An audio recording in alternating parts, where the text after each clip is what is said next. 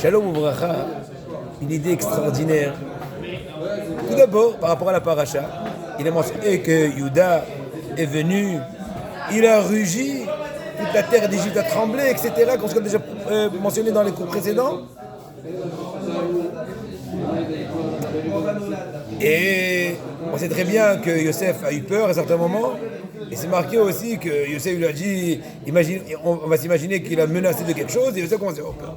Par rapport à cela, je vais raconter une petite anecdote pour vous faire un peu sourire, pour vous préparer au Shabbat, pour rentrer, que le jeûne passe plus facilement.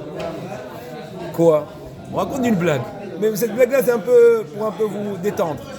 Il y avait une personne, robuste, 3 m, baraqué, il rentrait tout le temps dans un bistrot, et tout le temps il était là en train de menacer. Un verre de coca bien frais sinon. Et le barman, avec des garçons, lui, ça marche bien, il boit, il jette le verre, il paie rien, bien sûr. Le lendemain, une bière très fraîche, oui, avec la paille sans paille.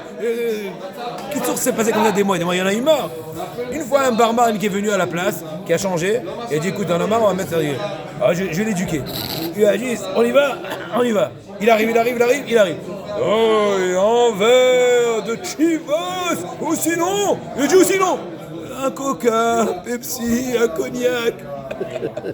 En fait, c'était pas le cas dans Yehuda. Yehuda, quand il a menacé, Yosef, il a compris que c'était sérieux. Mais maintenant, on va pas parler de la guerre, on va parler de la paix. Hillel Omer Heve Mitalmidav Shel Aaron. Hillel le Talmud dit soit un disciple de Aaron, aimer la paix, poursuivre la paix, chercher fortement la paix, mettre toutes ses forces pour faire régner la paix entre deux personnes. On raconte qu'une fois, il y a un couple en Tunisie, j'ai rien contre les Tunisiens, mais l'histoire était en Tunisie, à Djerba, à l'époque de Rabbi Moshe Zaken. Voilà, ils vivaient bien, mais à un certain moment, c'était une jeune mariée.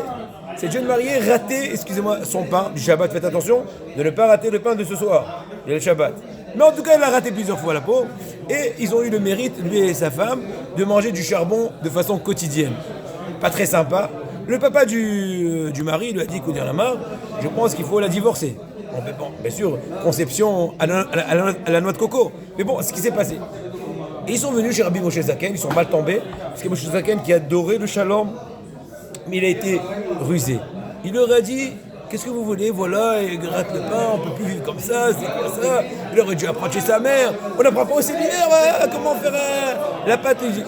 Il leur a dit, alors quoi, on divorçait, d'accord, quelle date, telle heure, super.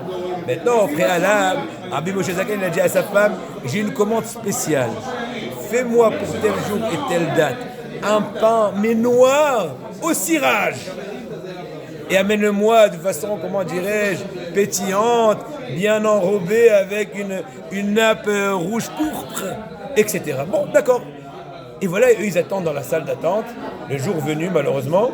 Et le roi a dit, excusez-moi, vous allez attendre quelques instants, j'ai pas encore pris mon déjeuner, mon petit-déj. Il commence à faire une étila, et la femme, elle arrive, la rabbinite, elle lui amène le délice.